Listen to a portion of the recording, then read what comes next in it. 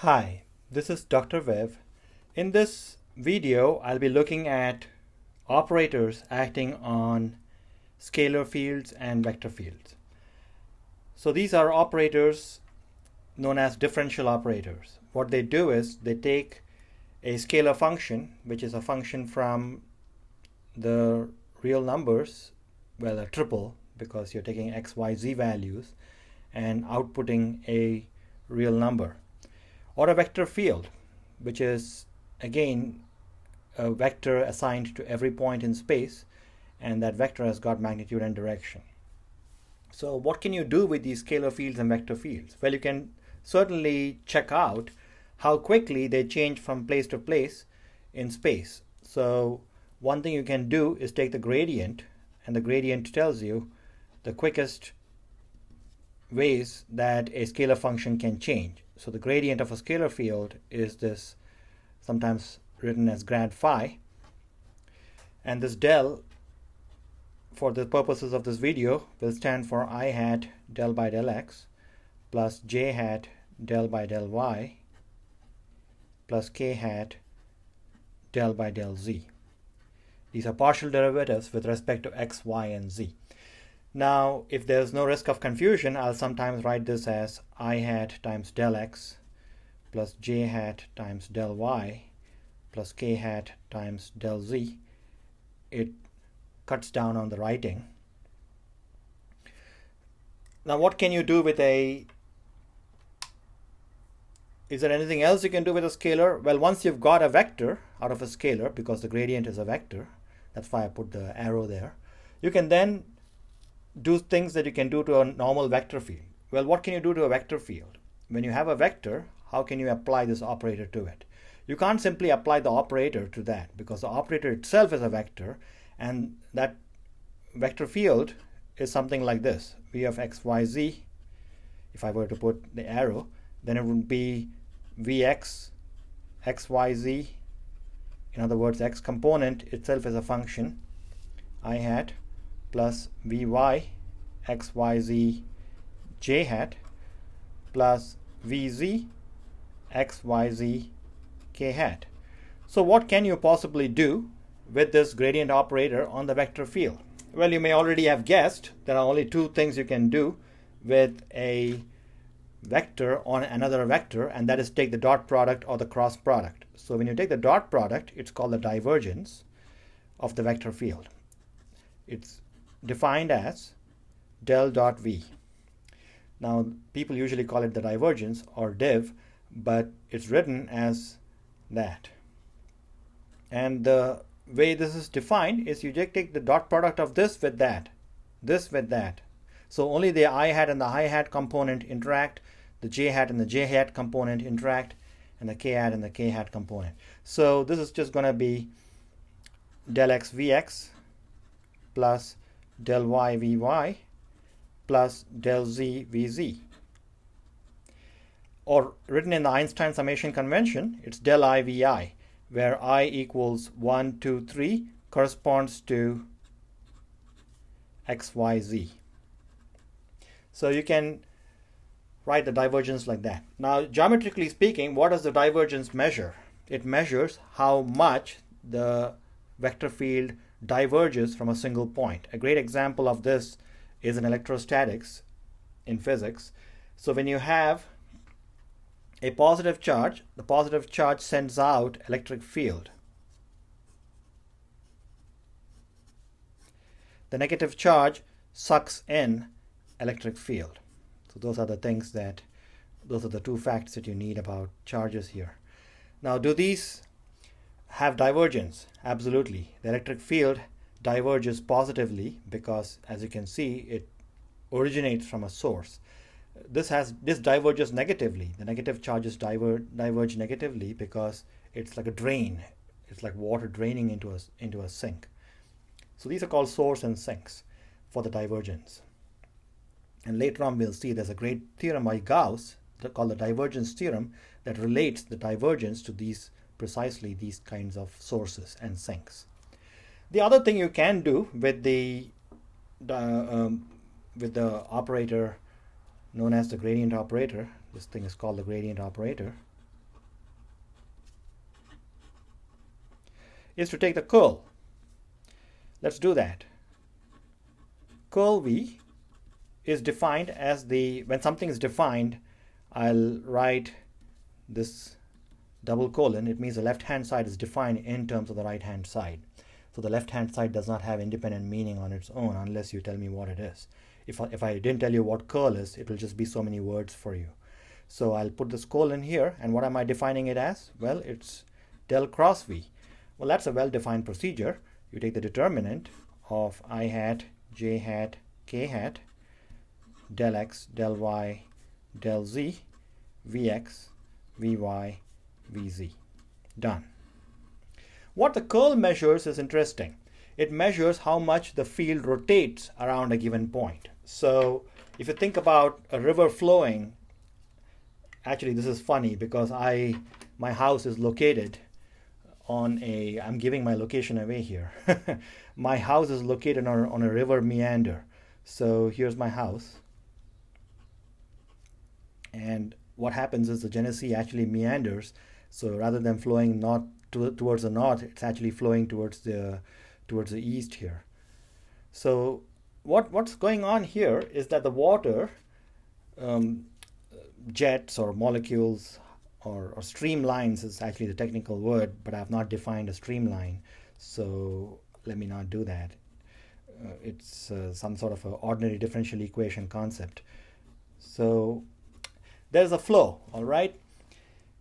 And let's imagine there's a center for this flow, something like that. Now that has got a curl. Well, does it have a divergence? Not unless that stream is cutting into Scottsville Road. Oops, I think I'm pinning down my location more and more. Or it's cutting into my house, threatening to drown it. So one of those things have to also be satisfied, and it does. Erosion does give a very small component of the divergence does exist, and that's what causes these oxbow lakes. If you're talking about big rivers like the Amazon, or in the case of this Genesee River, it's going to cause either more land to be built up on my property, or it's going to eat up my house. So that's what the gradient or the divergence does. And the gradient tells you, of course, how quickly anything is happening. And curl, it tells you how nicely it's going meandering off to the high falls. Okay. So that is good. That's the meaning of curl. Now, clearly, we can think of some properties of these things. First of all, we already know that the gradient the curl and the divergence are two opposite things. Divergence tells you how fast it goes out of something, and curl tells you how much it curls. So maybe the curl of a gradient is 0, and I show that in the notes. But now let me show you the opposite thing. How about the divergence of a curl? So let's try to figure that out in this video. So I want to show that the divergence of any vector field which itself is a curl, think of the river flow, is 0. Now words are only so useful. We have to, when you're proving something, you have to think in terms of equations. So the one way to do this is to think of the dot product as being Einstein summed. So that's going to be del I times del cross V, ith component. Well, that is certainly the cross product because it looks like del I Vi, except that V itself is del cross V. So that's not bad. Now the curl, the ith component of the curl from the previous videos is epsilon ijk del j vk. Remember, the jth component of the del is del j. So looks like I have everything there. When I operate the del, it goes right through epsilon ijk because epsilon ijk's are just constants. So I get epsilon ijk times del I del j vk. Now here's the miracle. This is 0. How do I know that? Well, there is a theorem in calculus, and this is called kleros theorem. Kleros theorem says the mixed partial derivatives commute. So you have to have a vector field that satisfies that. Such vector fields are called C2. So the mixed partial derivatives of C2 vector fields commute.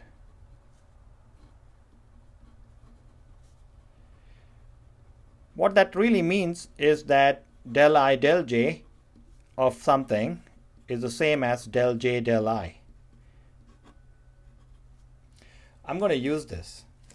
So going back to that, I'll get del dot del cross V is equal to epsilon ijk. Well, remember, I can change I and j by the kleros theorem, so I'm going to write this as del j del I vk. Now here I'm going to do something interesting, so we'll pay close attention. I'm going to forget the English language, okay? I'm going to forget that I comes before j. So what I'll do is, maybe I'm from a different planet and I didn't learn English properly. Maybe I learned it up to I and then the teacher left the room, so I thought j came before I. So all I'm doing is I'm changing I to j. So let me do that. Epsilon jik del I del j. Remember, I have to be consistent. If I've forgotten here, I have to forget here too. Vk. So far, I've only forgotten the alphabets, nothing fishy. Okay, now what I'm going to do is I'm going to use a property of epsilon ijk. And this is a property that if you have ij and k arranged in the 12 o'clock, 4 o'clock, and 8 o'clock positions of a clock, then permutations that are even will be plus. So epsilon ijk equals epsilon jki. If you flow with the arrow, kij, they will all be positive. They're all equal to each other. And then epsilon ijk will be minus epsilon jik, etc. Well, that's all I really need, so I'm going to run off with that. So let's see what I have. Epsilon jik can be written as negative epsilon ijk. So that gives me negative epsilon ijk del I del j vk. Now when I play with epsilon, I'll not play with delta, the dels. I'll leave them alone. Now let's see what we have. I'll call this equation 1. I'll call this equation 2. Equation 1 says del dot del cross v is something. Equation 2 says del dot del cross v is negative of the same thing. The only quantity which is equal to its own negative is 0. Therefore, we have shown that del dot del cross v is 0. And that triple equal sign means it's identically equal to 0. So this is how you prove some of the vector identities. Now there's a couple other rules that are really useful that follow directly from calculus, and one is the linearity property. So the linear property of this differential operator on will work like this. Del of phi plus lambda times psi will be equal to del of phi plus lambda times the gradient of psi. I keep calling it del, it's gradient. And then you have the Leibniz rule, and the Leibniz rule says phi psi equals phi times del psi. This is just like the product rule in calculus, except applied to the gradient vector field psi. Okay, and then you similarly have properties of the curl and the divergence of various vector fields, which which are slightly more involved, and that'll be the subject of several homeworks where you prove identities involving things like. So in the homework, you'll do things like del cross A cross B if A and B are vector fields, and the divergence of something like the dot product, A dot, the divergence of it has to be a vector field. So, well, I don't know, A cross B cross C. something like that. So the triple cross product. You'll be doing things like that in your homework assignment using the epsilon ijk notation.